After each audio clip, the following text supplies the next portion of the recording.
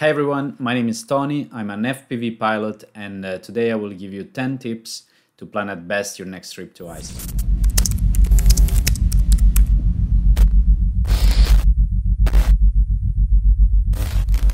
Needless to say, in Iceland the weather is pretty rough.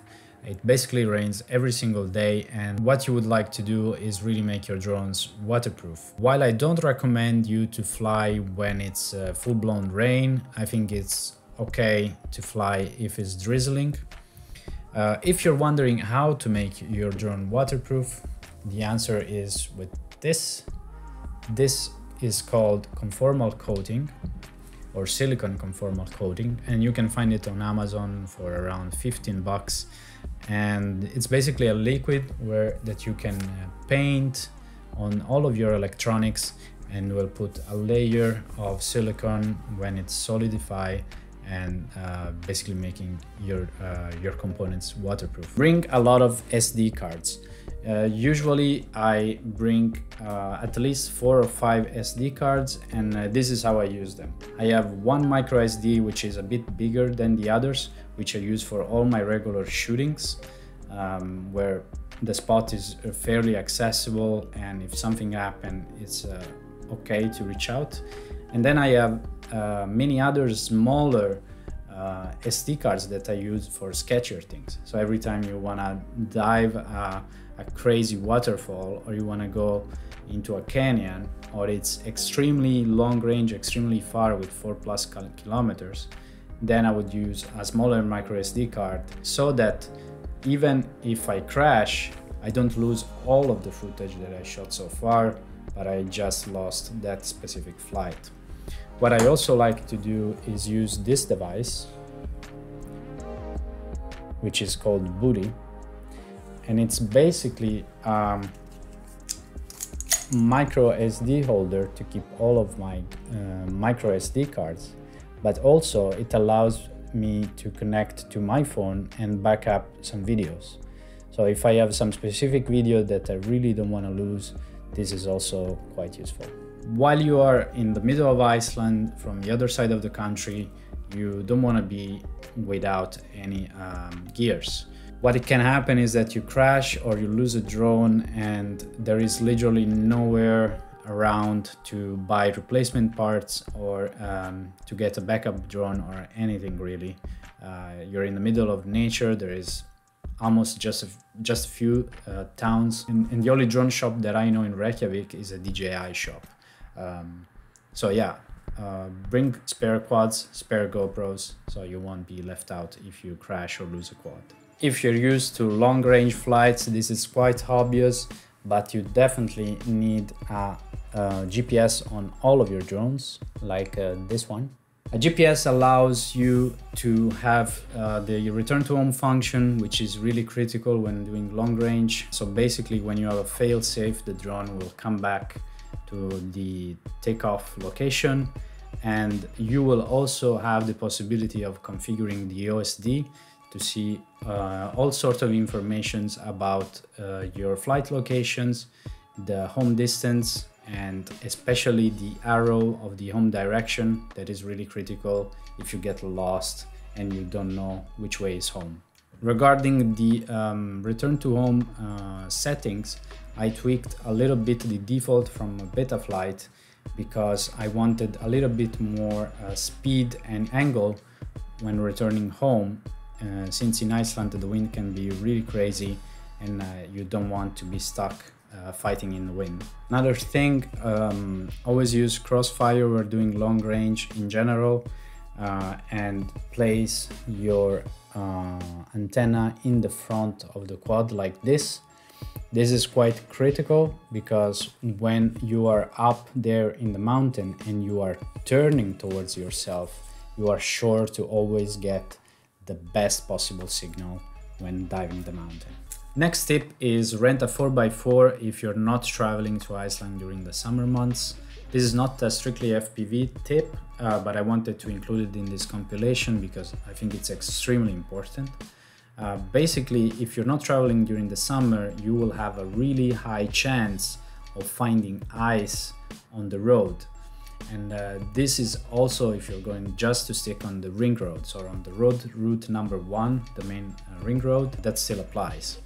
Therefore, if you're traveling in this period, please rent a 4x4 with serious tires, because that can really make a difference between slipping off the road and staying on track.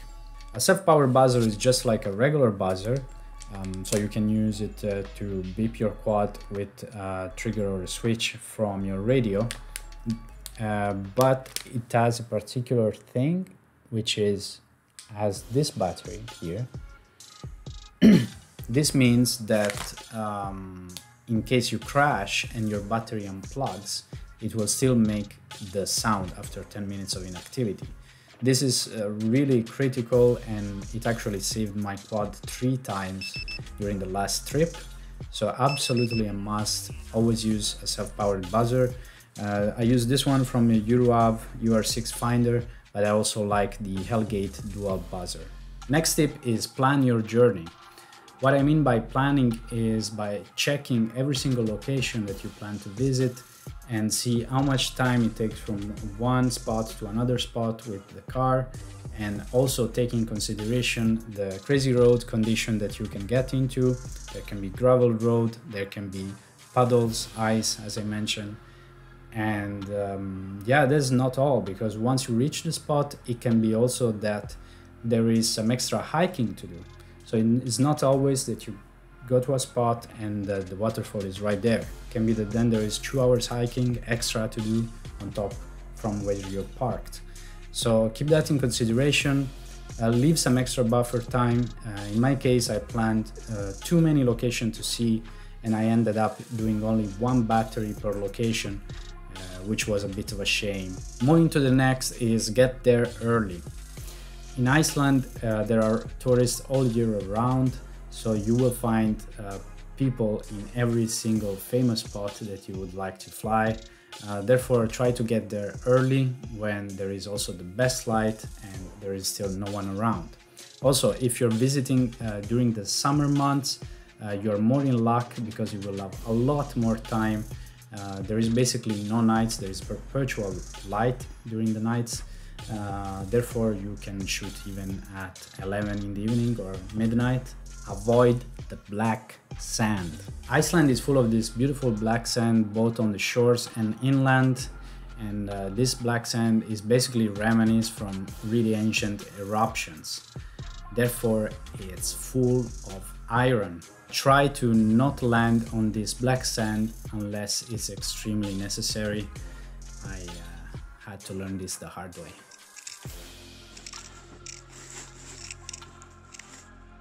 Next tip is be aware of the cold and the wind. If you're traveling by car, most likely you're storing your batteries back in the trunk of the car, and down there can get really cold. What I would suggest is before flying to warm up your batteries at room temperature by putting them in your pocket or putting the heating of your car a bit on. This way you will avoid crazy sags when you fly, or even to shorten the duration of the battery. Another thing is really be aware of the wind. When you go up those ridges, the wind there is crazy. It's way stronger than what you feel on the ground. And if by any chance you get the wind contrary on the direction of coming back home, you will drain a lot faster your battery. Really leave some buffer for your return flight, and do not push it too much, otherwise this will happen.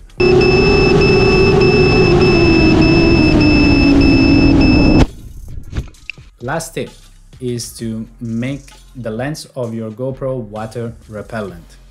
The way that I do it is by using this spray, which you can find in a Decathlon for just €5, but probably you can find it also online. And yes, there are some rumors that if you lick your GoPro lens, it will also make the same effect, but I wouldn't recommend that, to be honest. Also, one thing, if you have the Hero 10, the lens in this case is already automatically water repellent. therefore you don't have to do anything. And that was it. Thank you very much for sticking out with me till the end of the video, and let me know in the comments what is your way of planning your FPV trip to Iceland or to any Nordic country. I hope this video was useful for you. If that's the case, I would really appreciate a thumbs up, and I'll see you in the next video.